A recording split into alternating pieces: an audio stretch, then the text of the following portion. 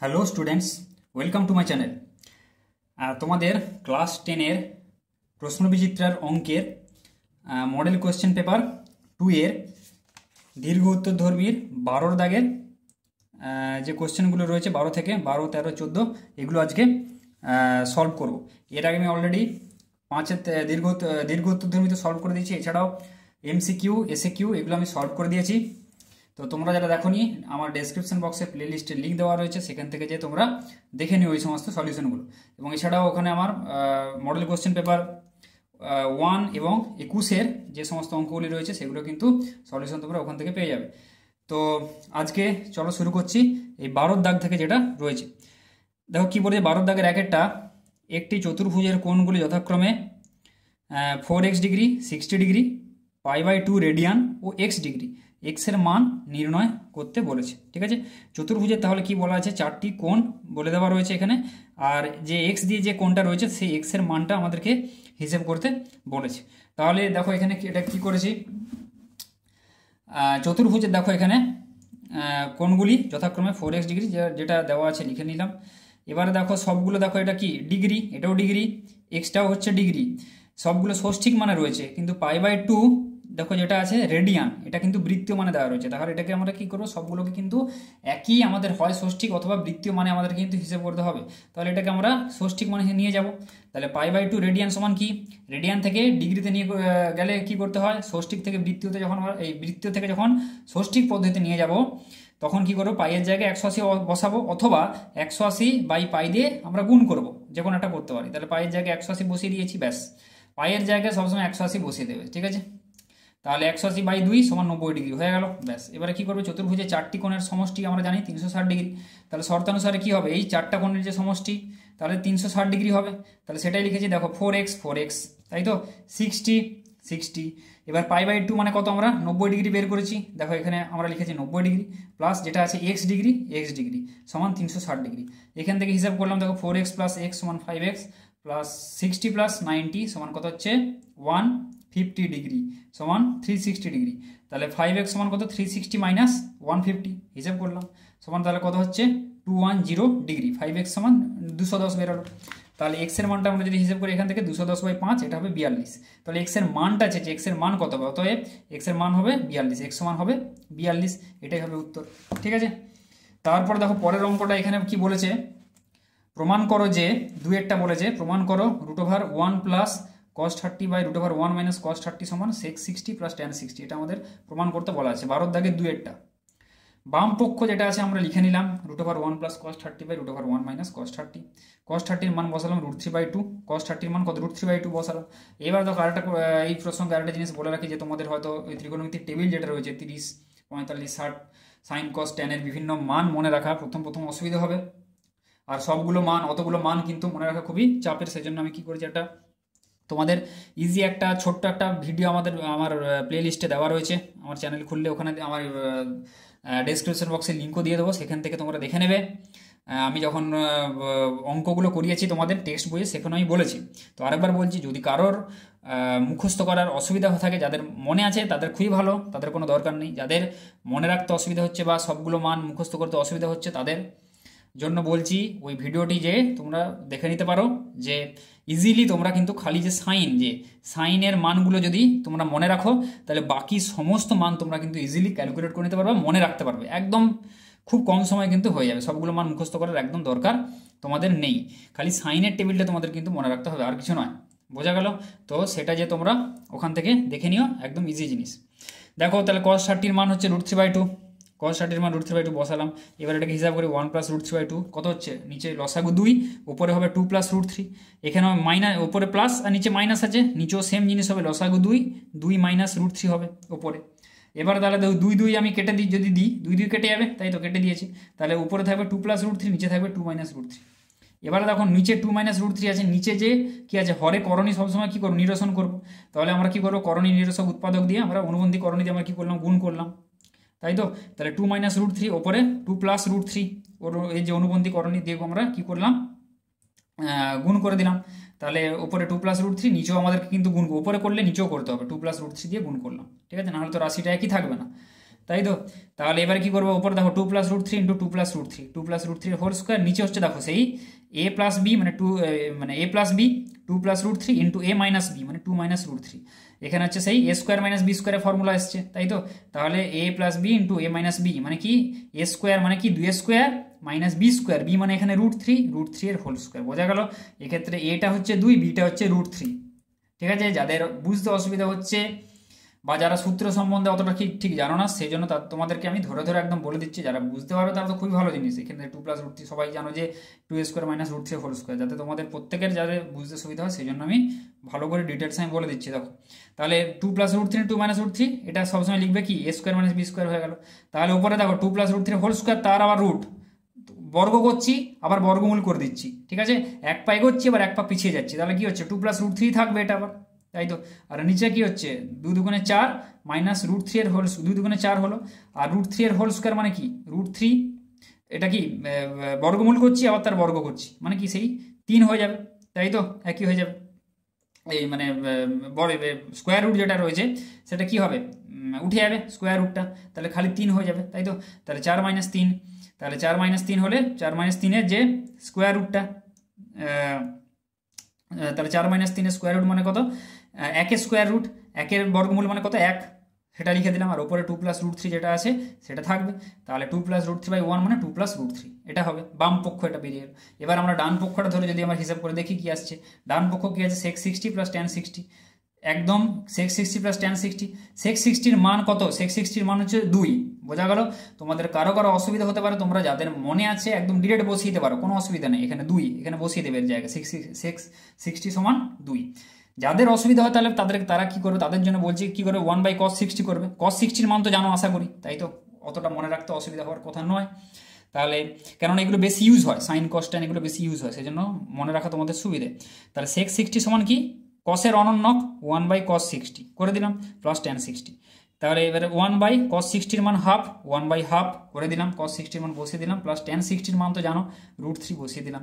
তাহলে 1/1/2 এটা যদি যেটা আছে তাহলে কি হবে, নিচে যে হাফটা যদি আমরা উপরে তুলি কি হবে, সবসময় হাফটা উল্টে যাবে মানে 2/1 হয়ে যাবে। দেখো 2 সেটা করেছি, নিচে আর একটা লিখিনি, একই জিনিস, তাহলে হাফের উল্টো তাহলে 2 হয়ে যাচ্ছে, উল্টে যাবে, প্লাস এটা √3, দেখো সেই 2 + √3 চলে এলো, মানে যেটা বাম পক্ষে আমাদের এসেছিল দেখো 2 + √3, ওটাই সে ডান পক্ষে চলে এলো 2 + √3। তাহলে অতএব বাম পক্ষ সমান ডান পক্ষ প্রমাণিত হয়ে গেল, আমরা প্রমাণ করে ফেললাম 2 এর দাগেরটা।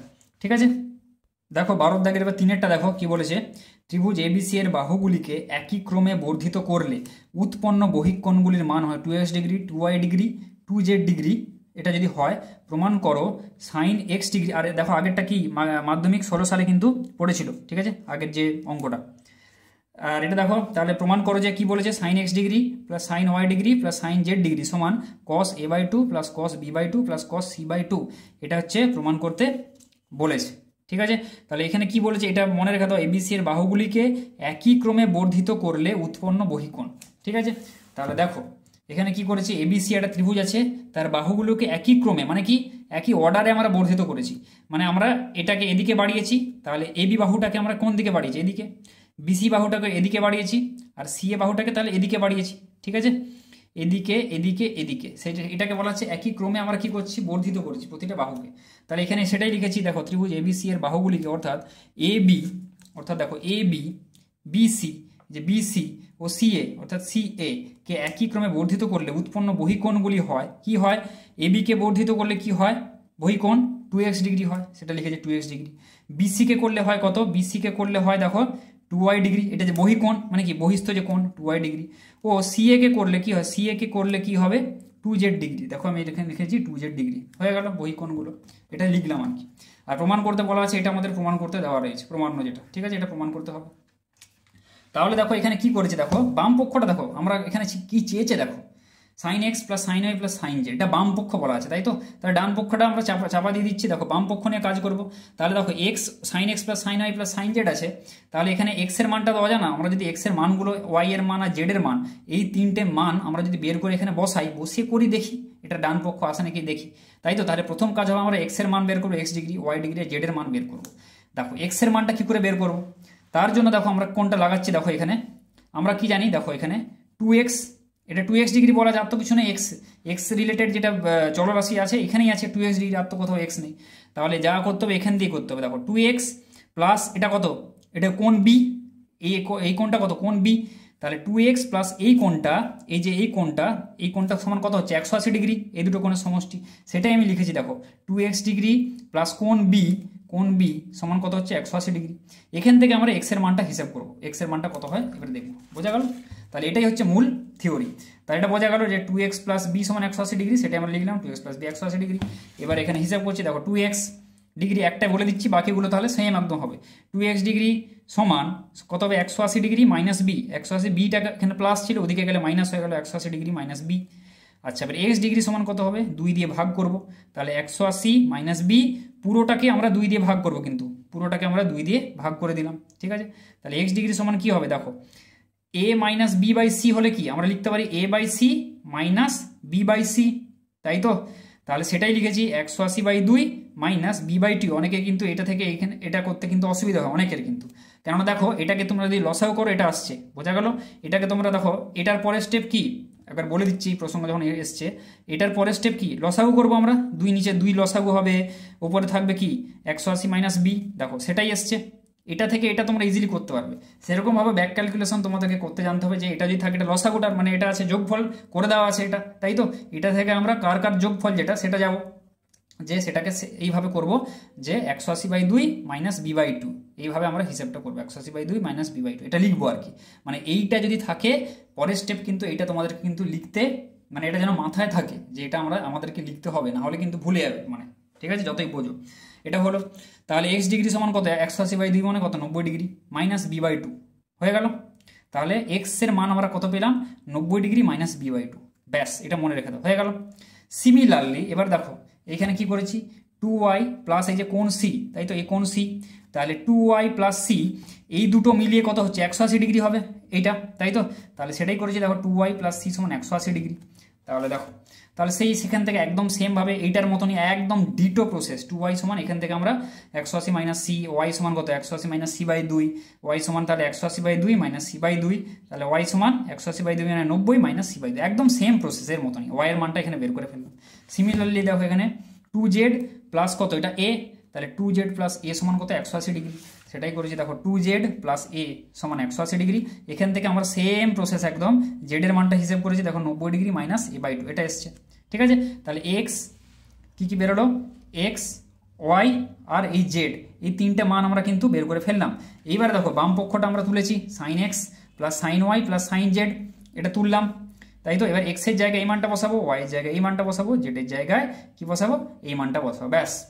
দেখো সাইন এক্স এর জায়গায় 90 ডিগ্রি মাইনাস বি বাই 2 বসিয়ে দিলাম, ওয়াই এর জায়গায় মানটা বসালাম আর জেড এর জায়গায় মানটা বসালাম।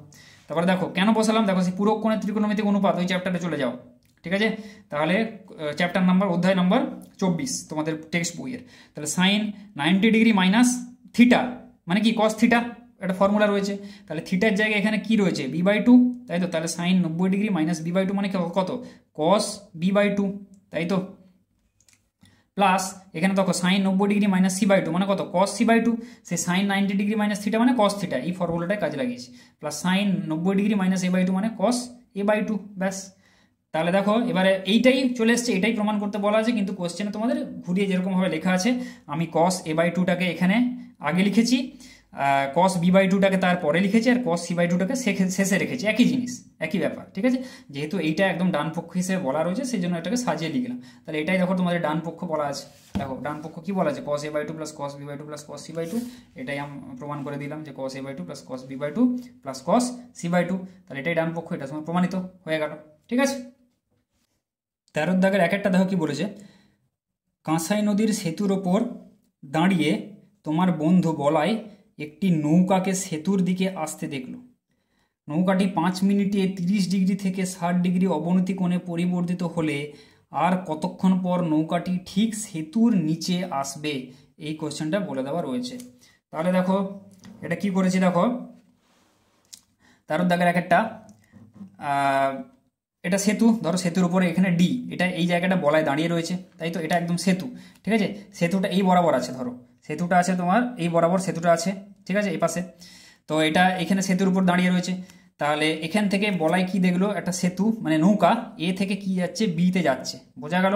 এ থেকে বিতে আসছে এবং নৌকাটা বলা আছে যে কতক্ষণ পর, বিয়ের কতক্ষণ পর নৌকাটি ঠিক একদম যে পুলের যেটা বলা আছে সেতুর ঠিক নিচে তোমাদের আসবে, একদম সেতুর, তাহলে এটা একদম লম্বলম্বিভাবে নিচে যেটা সি পয়েন্টটা সেখানে আসবে, যেটা কতক্ষণ পর মানে বিয়ের কতক্ষণ পর এটা আসবে নৌকাটা, সেটা কিন্তু বলে দেওয়া আছে। এবার ডাটাগুলো দেখে নি কী কী এখানে দেওয়া রয়েছে, ঠিক আছে?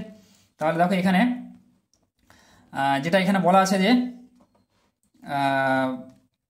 এখানে দেখো কি লিখেছি, নৌকাটি 30 ডিগ্রি থেকে, দেখো অবনতি কোণ কি, অবনতি কোণ মানে আমরা উপর থেকে যখন নিচে কোনো অবজেক্টকে দেখছি, কোনো বস্তুকে দেখছি, তাহলে দৃষ্টিরেখার সঙ্গে মানে যে কোণ করে, মানে অনুভূমিকের সঙ্গে দৃষ্টিরেখাটা যে কোণ করে সেটা হচ্ছে অবনতি কোণ।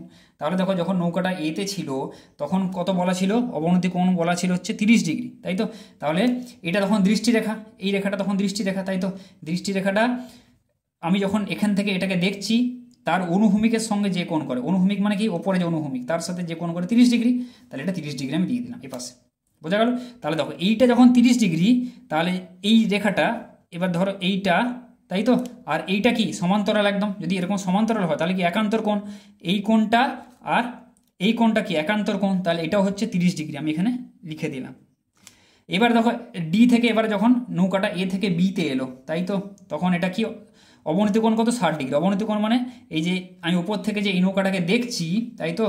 দৃষ্টিরেখা তার সাথে অনুভূমিক, যেটা এটা অনুভূমিক যে কোণ করে কত ডিগ্রি, 60 ডিগ্রি কোণ করছে, সেটাই হচ্ছে কি অবনতি কোণ।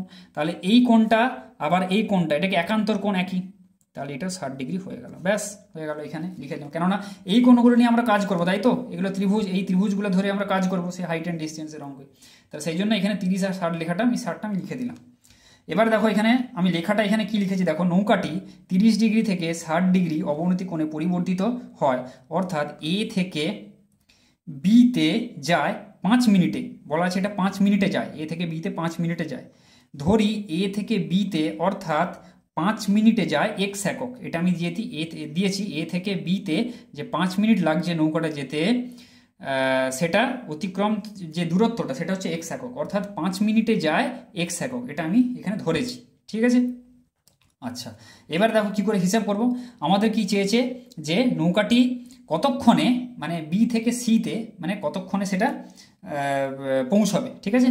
বি থেকে নৌকাটি নদীর মানে একদম সেতুর যে নিচে মানে অর্থাৎ সি পয়েন্টে পৌঁছতে কতক্ষণ টাইম লাগবে, অর্থাৎ বি থেকে সিতে যেতে নৌকাটির কতক্ষণ টাইম লাগবে, এটা আমাদেরকে বের করতে হবে। বোঝা গেল কি বের করতে হবে? তাহলে এটা হিসেব করবো কি করে, দেখো দুটো ত্রিভুজ আছে, একদম সাধারণ সেন্স যেটা লাগাও, অত হিসেব করার দরকার নেই, যে কোনো অঙ্ক এরকম পড়লে। কটা ত্রিভুজ আছে এখানে, সমকোণী ত্রিভুজ কটা আছে, এই একটা আর এই একটা ত্রিভুজ আছে, দুটো সমকোণী ত্রিভুজ। তাহলে দুটো ত্রিভুজের ক্ষেত্রে আমরা হিসেব করব, কি হিসেব করবো এবার সেটাই দেখার। দেখো এখানে ত্রিভুজ ডিসিবি, এই ত্রিভুজটার ক্ষেত্রে tan 60 ডিগ্রি, তাই তো? সমান সিডি বাই বিসি, বোঝা গেল? আমাদের কি করতে হবে, দেখো আমরা সিডির ভ্যালুটা আমরা বের করব, আমরা বিসির ভ্যালুটা চাই, অবশ্যই চাই, কিন্তু তার আগে আমরা সিডির ভ্যালুটা যদি না জানি, দেখো সিডির ভ্যালুটা সেই জন্য আমরা বের করে নিয়েছি। tan 60 ডিগ্রি সমান সিডি বাই বিসি, বোঝা গেল? তাহলে √3, tan 60 মান √3 বসালাম, সমান সিডি বাই বিসি। তাহলে এখান থেকে আমরা কি পাচ্ছি, কোনাকুনি এখানে গুণ করলাম, সিডি সমান কত, √3 বিসি, সিডি সমান √3 বিসি, এটা আমরা পেয়ে গেলাম। দেখো এই সিডি সমান কত পেলাম, √3 বিসি, এটা আমরা পেলাম, ঠিক আছে? মানে যে উচ্চতাটা, মানে সি পয়েন্ট থেকে যে ওই সেতু যেখানে বলাই দাঁড়িয়ে রয়েছে তার উচ্চতা। তাহলে এবার দেখো আরেকটা কি, ত্রিভুজ ডিসিএ, ত্রিভুজ ডিসি এর ক্ষেত্রে, ত্রিভুজ ডিসি এর ক্ষেত্রে আমরা কি করেছি, দেখো tan 30 ডিগ্রি সমান সিডি বাই এসি, তাই তো? tan দেখো 30 ডিগ্রি, tan 30 ডিগ্রি এটা সমান কি হবে, লম্ব বাই ভূমি। দেখো লম্ব কোণটা এই যে 30 ডিগ্রিটা রয়েছে সূক্ষ্মকোণটা, তার সাপেক্ষে ভূমি কোণটা, এই সংলগ্ন যে বাহুটা সেটা ভূমি, তাহলে এই সি এটা হচ্ছে কি ভূমি বা এসিটা ভূমি, তাহলে লম্ব কোণটা সিডি বা ডিসি এটা লম্ব, তাহলে tan 30 ডিগ্রি সমান লম্ব বাই ভূমি, তাই তো? লম্ব মানে ডিসি বাই এসি বা সিডি বাই এসি, ঠিক আছে? সিডি বাই এসি, তাহলে সেটাই করেছি। দেখো tan 30 ডিগ্রি সমান সিডি বাই এসি, বোঝা গেল? আবার tan 30 এর মান 1/√3 সমান, এখানে দেখো সিডি বাই এসি সমান কি, এসি সমান এবি প্লাস বিসি, এসি সমান কি এবি প্লাস বিসি সমান হচ্ছে এসি, সেটাই লিখেছি এসির জায়গায়, দেখো এবি প্লাস বিসি লিখেছি, সমান সিডি বাই এবির মান কত, এবির মানটা এক্স ধরেছি আমি, তাই তো? এই যে এবির মানটা আমি কত ধরেছি, এক্স ধরেছি, তাহলে সেখানে আমি সেটাই বসিয়েছি এখানে এবি প্লাস বিসির জায়গায়, এবির জায়গায় আমি কি বসিয়েছি, এক্স বসিয়েছি প্লাস বিসি। তাহলে 1/√3 সমান সিডি সমান আবার কত পেয়েছি আমরা, √3 বিসি পেয়েছি। তাহলে সিডির জায়গায় মানটা বসালাম √3 ইন্টু বিসি, এই সিডির জায়গায় আমরা মানটা বসালাম, বাই নিচে যেটা আছে এক্স প্লাস বিসি রেখে দিয়েছি। তাহলে দেখো এবার কোনাকুনি যদি আমরা গুণ করি তাহলে কত হবে, √3 ইন্টু √3 মানে কত 3, √3 ইন্টু √3 মানে 3, তাহলে 3 বিসি, ঠিক আছে, সমান এক্স প্লাস বিসি, কোনাকুনি গুণ করে দিলাম এক্স প্লাস বিসি। তাহলে দেখো 3 বিসি সমস্যা, বিসি যেহেতু এটাও বিসি সেম পাশে আনবো, একদিকে নিয়ে এসছি, 3 বিসি মাইনাস বিসি, প্লাস আছে মাইনাস হয়ে যাবে এই পাশে আনলে, 3 বিসি মাইনাস বিসি সমান এক্স, যেটা পড়ে থাকবে ওটাই লিখলাম। তাহলে 3 বিসি মাইনাস বিসি মানে কত, 2 বিসি সমান এক্স, বিসি সমান কত x/2, ব্যাস হয়ে গেল, বিসি সমান বিসির মানটা আমরা পেয়ে গেলাম, বোঝা গেল। বিসি তাহলে এখানে কোনটা, বিসি সমান এটা, বিসি সমান কত পেলাম x/2, আমি লিখে দিচ্ছি এখানে বিসির যে পুরো মানটা এটা হচ্ছে x/2, এটা আমরা পেয়ে গেলাম, ঠিক আছে। তাহলে এই দূরত্বটা পেয়ে গেলাম, দূরত্ব চাইনি, আমাদেরকে কি চেয়েছে, সময় চেয়েছে, বি থেকে সিতে যেতে কত টাইম লাগবে। তাহলে দেখো নৌকাটি এখানে বিসি সমান x/2 যেটা এখানে পেয়ে গেলাম। তাহলে এবার আমি এখানে করেছি কি, নৌকাটি এক্স একক যায় 5 মিনিটে, কেননা কি বলা ছিল, সেই যে নৌকাটি দেখো এক্স একক, এটা বলা ছিল যে 5 মিনিটে যায়, এখানে আমরা সেটাই লিখেছিলাম যে এক্স একক যায় 5 মিনিটে, যায় কত এক্স একক, এই এক্স একক যায় 5 মিনিটে, সেটা এবারে ঐকিক নিয়মে আমরা হিসাব করেছি। অতএব নৌকাটি এক্স যায় 5 মিনিটে, তাহলে কত x/2 যেটা, তাই তো, অতএব x/2 একক যায় কত, 2 দিয়ে ভাগ করে দাও, 5/2 মিনিটে, তাহলে 5/2 মিনিট মতো, মিনিট মানে কত, 2.5 মিনিট, তাই তো, 5কে 2 দিয়ে ভাগ করলে 2.5 মিনিট হয়। তাহলে x/2 অর্থাৎ বি থেকে সিতে যায় 2.5 মিনিটে, তাহলে এটাই আমাদের চেয়েছে উত্তর, তাই তো। তাহলে আমরা ওটাই লিখে দেবো, আর কত 2.5 মিনিট পর নৌকাটি সেতুর নিচে আসবে, অর্থাৎ এখানে বি থেকে সিতে যাবে, আর এখান থেকে 2.5 মিনিট পর, এটাই আমাদের চেয়েছে। তাহলে বেসিক্যালি আমরা কি করলাম, প্রথমে এই ত্রিভুজটা ধরে আমরা লম্ব বাই ভূমি করে, কেন লম্ব বাই ভূমি করলাম tan 60 ডিগ্রি, আমরা তো অতিভুজ দিয়েও কিছু হিসেব করতে পারতাম না, ওইগুলো তো হিসেব করে লাভ নেই, আমাদের এটা নিয়ে কাজ, বিসি বের করা নিয়ে কাজ, তাই তো। তার জন্য কি বের করতে হবে, এখানে এ বি ডিসি, এগুলো সিডিটা বের করতে হবে, তাই তো, বেসিক্যালি সিডিটা বের করে সিডি বাই বিসি করে আমরা সিডির যে মানটা সেটা পেলাম √3 বিসি। এবার এই সিডির মানটা আমরা যে পরের বারে কি করলাম, এই সিডির জায়গায় বসালাম, ঠিক আছে, এই যে CD by X plus BC, এই সিডির জায়গায় আমরা কি করলাম, √3 বিসিটা আমরা বসিয়ে কি করলাম, সবগুলো দেখো এটাও বিসি এলো এটাও বিসি এলো, সেই জন্য আমরা কি করলাম, এই বিসি ভ্যালুটা বের করে ফেললাম, ঠিক আছে।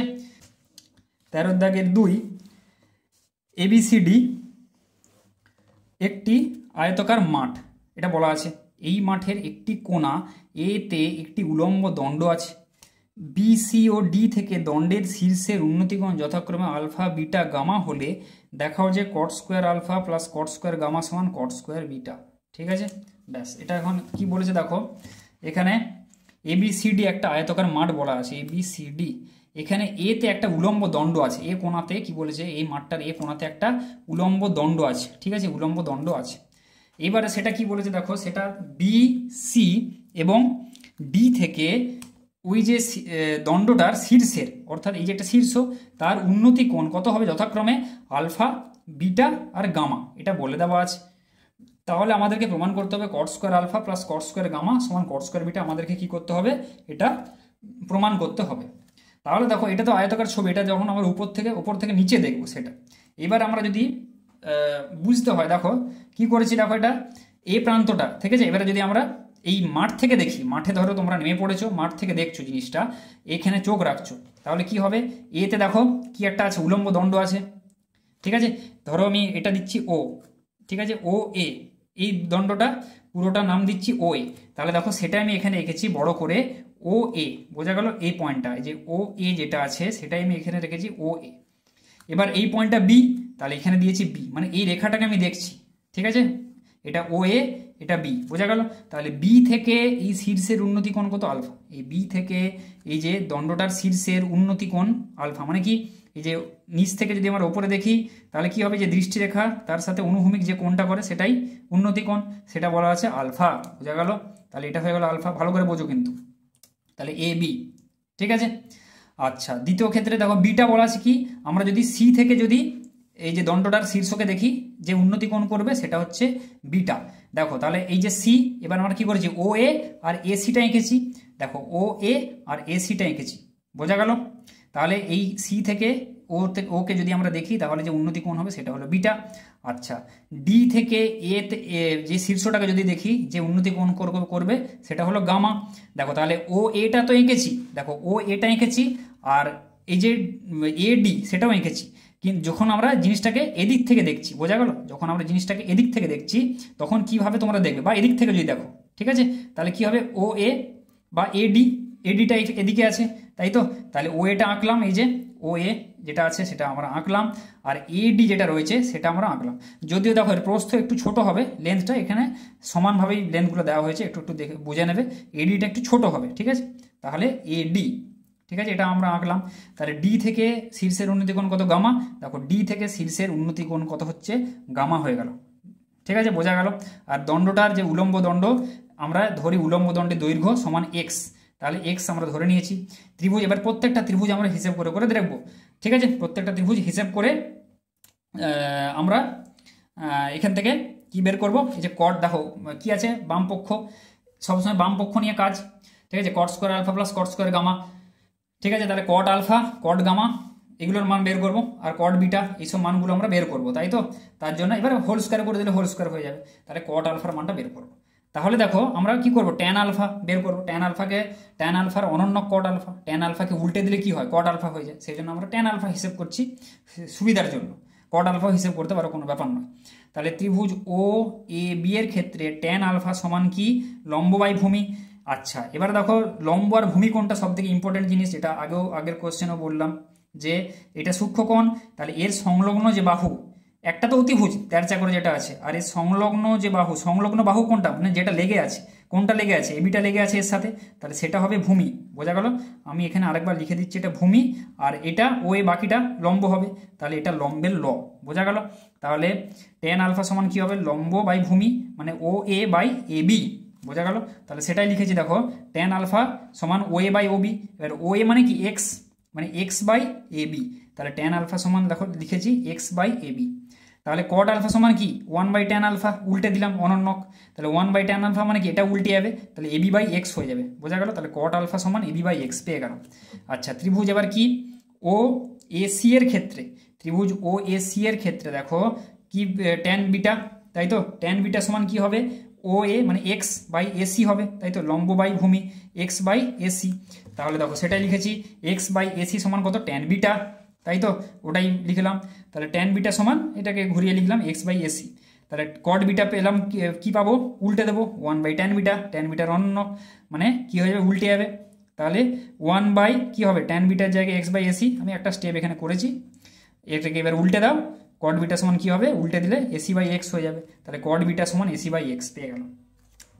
আচ্ছা, এবারে ওএডি, ত্রিভুজ ওএডির ক্ষেত্রে একদম সিমিলারলি, তাহলে ট্যান গামা সমান কি হবে, এক্স বাই এডি, তাহলে দেখো সেটাই লিখেছি, ট্যান গামা সমান X by AD. Cot gamma সমান কি হবে, উল্টে দাও, এডি বাই এক্স হয়ে যাবে। তাহলে সবগুলো আমরা পেয়ে গেলাম, দেখো কট আলফা পেয়ে গেলাম, কট বিটা পেয়ে গেলাম, তাই তো, আর কট গামা আমরা পেয়ে গেলাম। এবার বাম পক্ষ কি আছে, cot square alpha plus cot square gamma, এটা বলা আছে বাম পক্ষ, তাই তো। তাহলে বাম পক্ষে এবার যদি আমরা মানগুলো বসাই, কট আলফার মান আমরা কি জানি, এবি বাই এক্স, তাহলে কট স্কোয়ার আলফা মানে কি, কট আলফার পুরোটার হোল স্কোয়ার, তাই তো, পুরোটার হোল স্কোয়ার করলে কট স্কোয়ার আলফা হয়, তাই তো। তাহলে পুরোটার হোল স্কোয়ার করলে কি হবে, এটারও হোল স্কোয়ার করতে হবে আমাদের, তাহলে কি হবে, AB square by X square, তাই তো, এবি স্কোয়ার বাই, আবার বলছি কট স্কোয়ার আলফা সমান AB square by X square, তাহলে সেটাই লিখেছি, কট স্কোয়ার আলফা সমান AB square by X square. Cot square gamma, cot gamma সমান এডি বাই এক্স আছে, তাহলে এখান থেকে কট স্কোয়ার গামাটা যদি বার করো তাহলে কত হবে, উভয় পক্ষে বর্গ করে এডি স্কোয়ার বাই কত, এক্স স্কোয়ার, ঠিক আছে। তাহলে কট স্কোয়ার গামা, এখানে AD square by X square বসালাম, এবারে এই দুটোকে যোগ করো, এক্স স্কোয়ার নিচে লসাগু, উপরে কত আসবে, AB square plus AD square.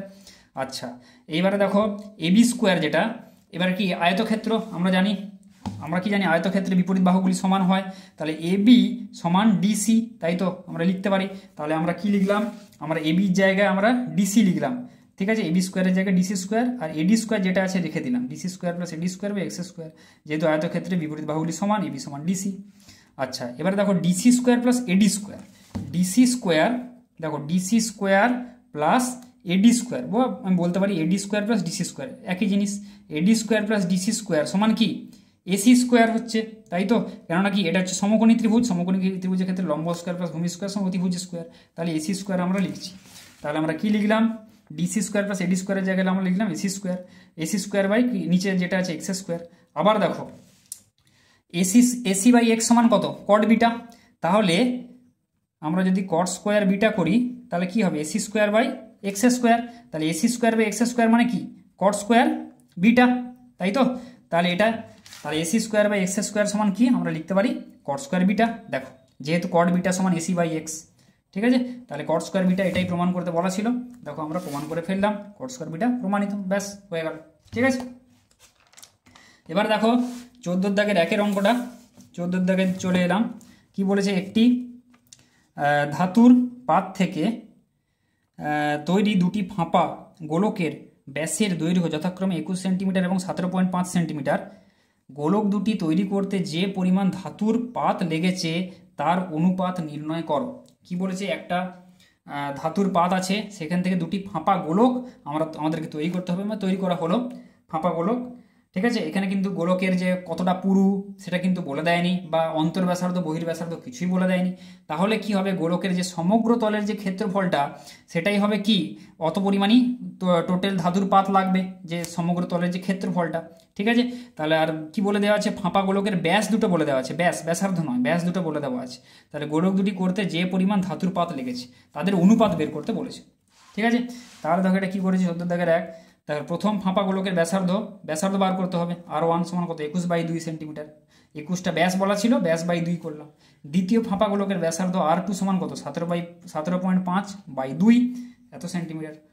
অতএব গোলক দুটি তৈরি করতে যে পরিমাণ ধাতুর পাত লেগেছে তাদের অনুপাত, ঠিক আছে? ধাতুর পাত যে সাধারণত যে পরিমাণ ধাতুর পাত লেগেছে, এখানে কি আয়তন বহির্ব্যাসার্ধ আর আরেকবার বলে দিচ্ছি, বহির্ব্যাসার্ধ অন্তর্ব্যাসার্ধ বলে দেওয়া থাকলে সেই কি 4/3 পাই বহির্ব্যাসার্ধ স্কোয়ার মাইনাস অন্তর্ব্যাসার্ধের স্কোয়ার, এইটা হতো, তাই তো? যদি এখানে ওই বহির্ব্যাসার্ধের অন্তর্ব্যাসার্ধ থাকতো, এখানে কিন্তু কোনো কিছু বলে দেওয়া নেই, খালি বলা আছে যে দুটো ব্যাসার্ধ বলে দেওয়া আছে। তাহলে কি বহিস্থ তলের যে ক্ষেত্রফল, বহিস্থ তলের ক্ষেত্রফলের সূত্র কি 4πr স্কোয়ার, এটাই হবে, এই সূত্রটাই আমাদেরকে লাগাতে হবে। অত পরিমাণই কিন্তু ধাতুর পাত লাগবে, তাই তো? তাহলে 4π into R1 square is to 4π into R2 square. তাহলে গোলক দুটি করতে যে পরিমাণ ধাতুর পাত লেগেছে তাদের যে অনুপাতটা, তাই তো? এটাই হবে। তাহলে এখানে 4 ইন্টু পাইয়ের জায়গায় 22-এর সাথে এখানে বসিয়ে দাও, ইন্টু R1-এর জায়গায় কত, 21/2, এখানে বসাও 21/2 এর হোল স্কোয়ার, আর R2-র জায়গায় বসাবে 17.5/2 এর হোল স্কোয়ার, স্কোয়ার আছে যেহেতু হোল স্কোয়ার করলাম, আর এখানে আগে 4 ইন্টু 22-এর সাথে যেটা আছে বসালাম। এবার কি দেখো উভয় পক্ষ থেকে 4 ইন্টু 22-এর সাথে 4 ইন্টু 22-এর সাথে কি আছে, কমন আছে, তাহলে আমরা ক্যান্সেল করে দিতে পারি দুটো, তাই তো? ক্যান্সেল করে দিলাম। তাহলে কি পড়ে থাকবে দেখো, 21/2 এর হোল স্কোয়ার ইজ টু 17.5/2 এর হোল স্কোয়ারটা পড়ে থাকবে। 21/2 এর হোল স্কোয়ার মানে কি, ওপরে 21 ইন্টু 21, নিচে 2 দুগুণে 4 ইজ টু ওপরে 17.5 ইন্টু 17.5, নিচে 2 দুগুণে 4। এবারে দেখো 4 আর 4 কি হবে, ক্যান্সেল হয়ে যাবে, 4 আমি উভয় পক্ষ থেকে কি করতে পারি, ক্যান্সেল করে দিতে পারি। এবার দেখো কি হচ্ছে, 21 ইন্টু 21, ঠিক আছে? 21 কত হচ্ছে, 441 হবে, এই দুটো যদি তোমরা গুণ করো, ঠিক আছে? 4টা ক্যান্সেল করে দেবে। এবার দেখো 17.5 ইন্টু এবার ইন্টু 17.5 যেটা আছে লিখলাম। এবার দেখো দশমিকগুলো যদি আমরা তুলে দিই, দুটো দশমিক, তাহলে নিচে কত করতে হবে, এই দশমিকের জন্য একটা নিচে 10 দিতে হবে, আর এই দশমিক তুলে একটা নিচে 10 দিতে হবে, সেটাই করলাম, দশমিকগুলো কিন্তু উঠিয়ে দিলাম। এবার আমরা যদি কাটাকুটি করে দেখো, এটা কত, 5 দুগুণে 10, 5 তিনে 15, 5 5 25, 5 35, ঠিক আছে? 175। এরকমভাবে এটাও সেমভাবে কাটছি, 5 দুগুণে 10, এখানে 5 তিনে 15, 16 17 2 25, 5 5 25 হয়ে গেল, কেটে দিলাম।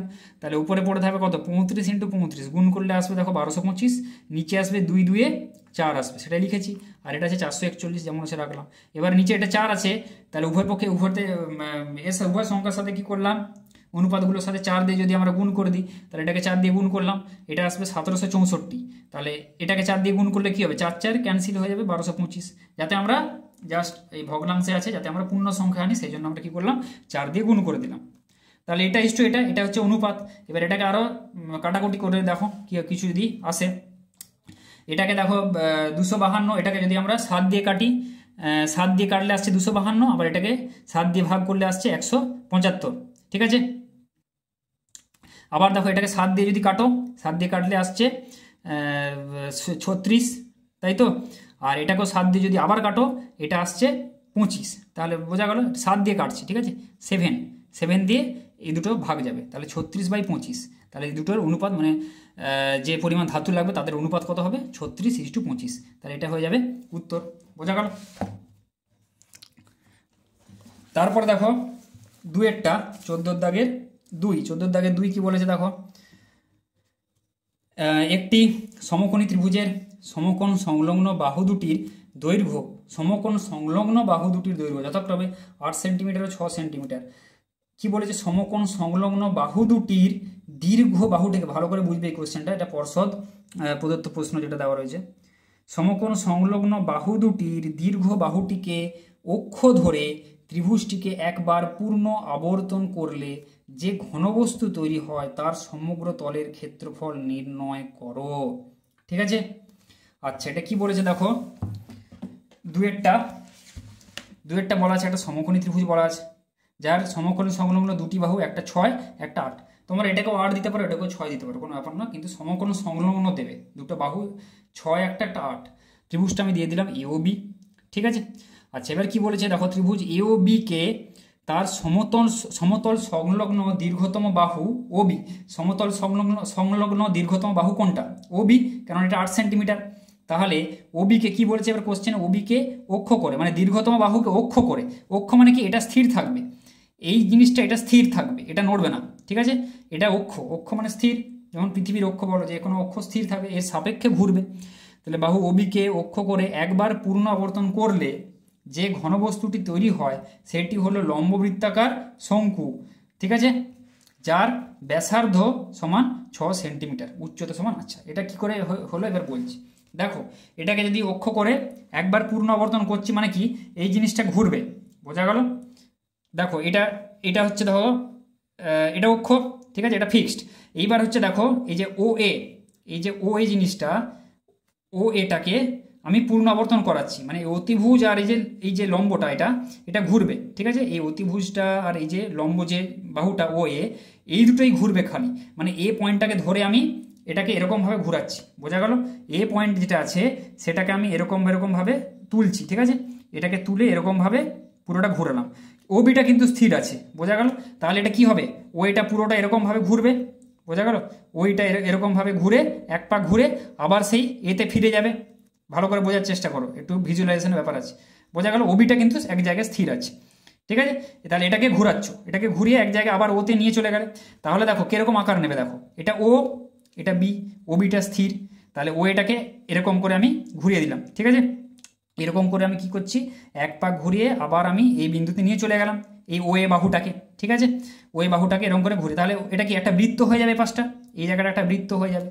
আর এটা তো ফিক্সড, তাহলে কি হবে, যে ঘনবস্তুটা তৈরি হবে এটা তো অতিভুজ, এই অতিভুজটাও ঘুরবে, তাহলে অতিভুজটাও ঘোরার জন্য যে ঘনবস্তুটা তৈরি হবে এটা হবে একটা শঙ্কু। বোঝা গেল ভালো করে, এটা আশা করি বুঝতে পেরেছি, বোঝাতে পেরেছি। তাহলে এটা একটা শঙ্কু হয়ে গেল।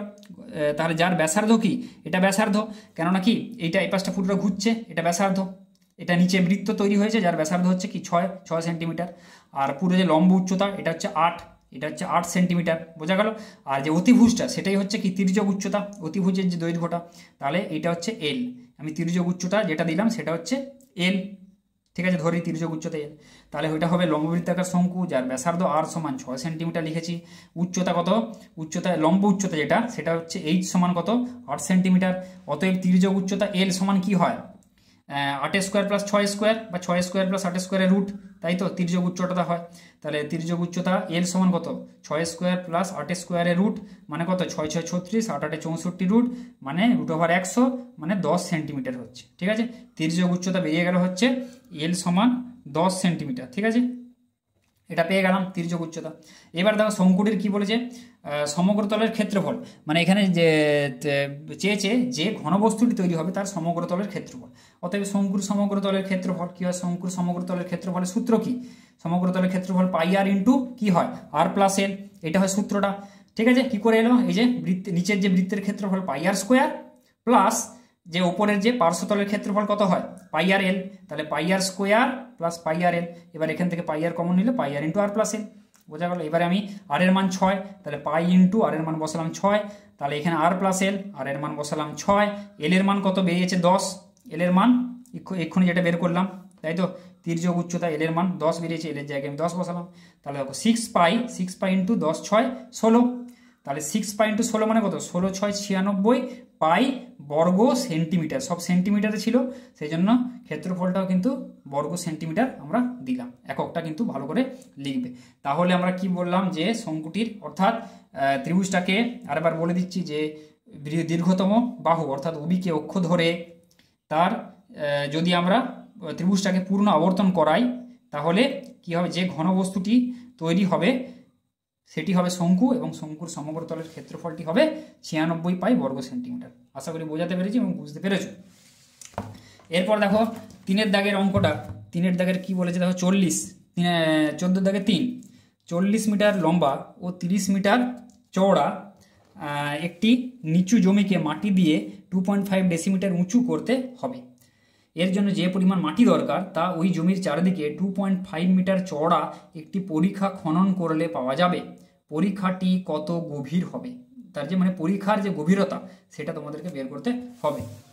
তাহলে দেখো এখানে আয়তক্ষেত্রটা আমি এঁকেছি, ঠিক আছে, যার দৈর্ঘ্য বলা আছে কত বলে দেওয়া আছে, এখানে 40 মিটার বলে দেওয়া আছে, এটা মিটার, এবং প্রস্থ বলে দেওয়া আছে 30 মিটার। তাহলে জমিটির দৈর্ঘ্য আমি লিখেছি 40 মিটার, প্রস্থ 30 মিটার, উচ্চতা মানে উচ্চতা বলতে এখানে মাটি দিয়ে ভরাট করতে হবে, মানে 2.5 ডেসিমিটার পর্যন্ত কি আমাদেরকে উঁচু করতে হবে, মাটি দিয়ে ভরাট করে 2.5 ডেসিমিটার উঁচু করতে হবে। সেই জন্য সেই অর্থে আমরা উচ্চতাটা বলছি, যে উচ্চতাটা সমান কত, 2.5 ডেসিমিটার। এবার সবগুলো যেহেতু মিটারে আছে, একে আমরা মিটারে করলাম, ঠিক আছে। মিটারে করতে হলে কি করতে হবে, 10 দিয়ে ভাগ করলাম, 0.25 মিটার পেয়ে গেলাম। তাহলে জমিটি ভরাট করতে যে পরিমাণ মাটি দরকার আমরা হিসেব করলাম, তা হবে কত, মানে যে আয়তনটা 40 ইন্টু 30 ইন্টু যে উচ্চতা, যেটা মানে 40 ইন্টু 30, এই যে উচ্চতাটা মানে যে যতটা মাটি ভরাট করতে উঁচু কত, সেটা 0.25 মিটার। তাহলে সেটাই আমরা এখানে হিসাব করলাম। দেখো 40 ইন্টু 30 ইন্টু 0.25, এই যে 2.5 ডেসিমিটার যেটা, সেটাকে মিটার করে এত ঘন মিটার বেরোলো, যে টোটাল আমাদের যে পরিমাণ মাটি দরকার, ঠিক আছে, এত পরিমাণ মাটি দরকার ঘন মিটার। ব্যাস, এবার এই যে মাটিটা এটা কোথা থেকে পাবো, চারপাশে যে আমরা 2.5 মিটার চওড়া যে পরিখাটা খনন করব, এখান থেকে মাটিগুলো কিন্তু খোদাই করে এখানে ভরবো, ভেতরে ভরবো, বোঝা গেল। এইখানের থেকে মাটি খোদাই করে আমরা ভেতরে ভরবো, ভরিয়ে কি করবো, 2.5 ডেসিমিটার উঁচু করব, ঠিক আছে। তাহলে সেই আমাদের পরিখাটা কত গভীর হতে হবে সেইটাই আমাদের চেয়েছে। তাহলে পরিখাটা কত মিটার চওড়া, 2.5 মিটার চওড়া বলা আছে। তাহলে এবার আমরা কি করব, যে চারপাশে যে পরিখাটা রয়েছে, মানে আয়তকার জমি সমেত যে পরিখা টোটালটা, ঠিক আছে, জমি প্লাস যে পরিখার দৈর্ঘ্য, ঠিক আছে, আমি লিখেছি যে চারপাশে পরিখাটির দৈর্ঘ্য কত হবে, এই দেখো 40 প্লাস 2.5, মানে আমাদের মেন মোটিভটা হবে, দেখো এই পুরো যে আমরা এই পুরো ক্ষেত্রফলটা বের করব, করে ভেতরের যে ক্ষেত্রফল, যে ছোটো ক্লাসে যে অঙ্কগুলো তোমাদের করেছো, যে 8 9 যে অঙ্কগুলো করেছো, ঠিক আছে, 7 8, তাহলে পুরো আমরা কি করব, পুরো দৈর্ঘ্যটা বের করব এবং প্রস্থটা বের করব, মানে বাইরের ক্ষেত্রফল থেকে ভেতরে যে ক্ষেত্রফলটা বাদ দিয়ে দেবো। তাহলে কি হবে, পরীক্ষার ক্ষেত্রফল পেয়ে যাবো এই পাশটা, মানে চারপাশে, ইনটু যে গভীরতা করব যেটা, সেটাই হবে কি, চারপাশে পরীক্ষাটার যে আয়তন যেটা সেটা বেরোবে, ওটা সমান কি করব, এই যে যতটা মাটি আমাদের দরকার, মাটি যতটা উঁচু করতে হবে, সেই টোটাল যে যতটা মাটি দরকার সেটাই সমান করে দেবো, তাই তো। তাহলে চারপাশে পরীক্ষার দৈর্ঘ্য হিসাব কি করলাম, দেখো 40 প্লাস এটা 2.5 মিটার চওড়া, এপাশে 2.5, এপাশে 2.5, তাহলে 2.5 ইন্টু 2, তাহলে এটা হবে টোটাল দৈর্ঘ্যটা, এটা হয়ে যাবে। তাহলে সেটাই করেছি, দেখো 40 প্লাস পরীক্ষাটির দৈর্ঘ্য 40 প্লাস 2.5 ইন্টু 2, এটা বেরিয়েছে দেখো 40 প্লাস 2.5 দুগুণে 5, মানে 45 মিটার। এবার পরীক্ষাটির প্রস্থ কি হবে, দেখো সেমভাবে, এটা কত 30, এটা হচ্ছে 30 মিটার, এটা পুরোটা, প্লাস এটা কত 2.5 মিটার চওড়া, এটা 2.5 আর এটা 2.5, তাহলে 30 প্লাস 2.5 ইন্টু 2, ঠিক আছে, এপাশে 2.5 এপাশে 2.5, তাহলে এটা হয়ে যাবে কি, পরীক্ষাটির প্রস্থ বেরিয়ে যাবে টোটালটা, ঠিক আছে।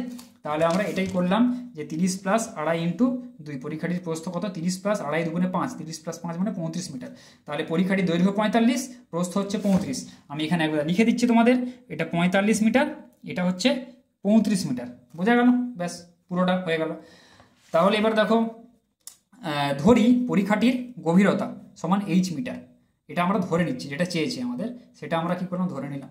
অতএব শর্তানুসারে 45 ইন্টু 35, ঠিক আছে, যে 45 ইন্টু 35 মানে বাইরের পরীক্ষাটার যে এরিয়াটা 45 ইন্টু 35 মাইনাস 40 ইন্টু 30 মানে ভেতরেরটা, 40 × 30 ইন্টু এইচ যে পরীক্ষার গভীরতা হয়ে গেল, সমান কি করলাম 40 ইন্টু যতটা মাটি দরকার 40 × 30 × 0.25, 40 × 30 × 0.25 এই পরিমাণ মাটি দরকার সেটা করলাম।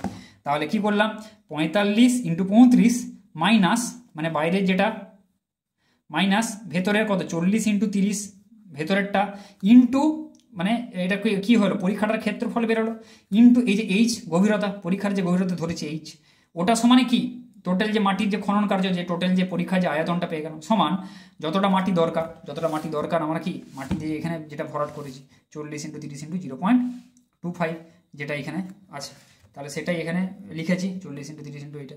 এবার এটাকে হিসাব করা 45 35 1575 40 30 হচ্ছে 1200 ইন্টু এইচ সমান 40 × 30 × 0.25 মানে কত 25/100 করে দিলাম তাই তো। আচ্ছা এবারে কত এটা মাইনাস এটা করলে 375 ইন্টু এইচ সমান কত 40 30 হচ্ছে 1200 ইন্টু 25 4 100 তাই তো। তাহলে 1200 ইন্টু কত হবে 1 4 এটা করলাম তাহলে 375 এইচ সমান কত আবার এটাকে কাটাকুটি করো কত 4 3 12 0 0 300 আসছে তাহলে 375 এইচ সমান 300। এবার এইচ সমান কত 300/375।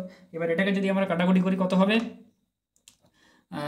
30 7 15 5 75 30 15 দিয়ে কাটো একদম 15 দুগুণে 30 তাই তো 7 5 75 15 5 75 তাহলে 15 দুগুণে 30 15 0 0 তাহলে 20/25 5 5 25 5 4 20 4 5 তাহলে এইচ সমান 4 5। এবার এটাকে যদি তোমরা ভাগ করো তাহলে কত আসবে 0.8 আসবে 5 8 40 তাই তো। তাহলে এইচ এর মান হচ্ছে এইচ সমান কত 0.8 মিটার বা এইচ সমান 0.8 তাই তো। তাহলে অতএব পরীক্ষাটির গভীরতা সমান কত অতএব পরীক্ষাটির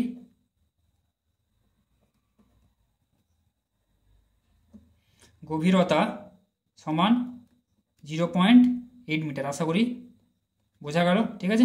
মানে 0.8 মিটার গর্ত আমাদেরকে কিন্তু চারপাশে করতে হবে ওখান থেকে মাটি নিয়ে আমরা ভেতরের মাটিটা ভরাট করব বোঝা গেল।